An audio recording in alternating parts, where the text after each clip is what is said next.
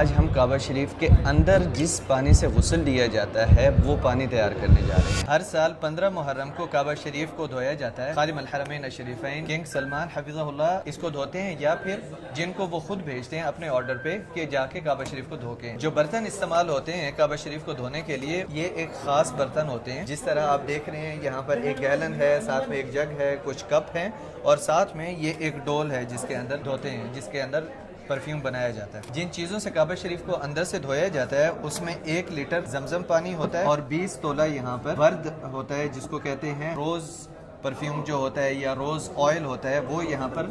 20 تولہ استعمال کیا جاتا ہے، اور آدھا تولہ یہاں پر عود استعمال کیا جاتا ہے۔ ان ساری چیزوں کو مکس بنایا جاتا ہے۔ اس برتن کو استعمال کیا جاتا ہے یہ ساری چیزیں مکس کرنے کے لیے، اور مکس کرنے کے بعد اس طرح کی اس کی شکل نکلتی ہے۔ جب یہ ایک پرفیوم تیار ہو جاتا ہے اس کے بعد اس کو اس برتن کے اندر رکھا جاتا ہے، اور اس طرح کے ٹاولز ہوتے ہیں جن کو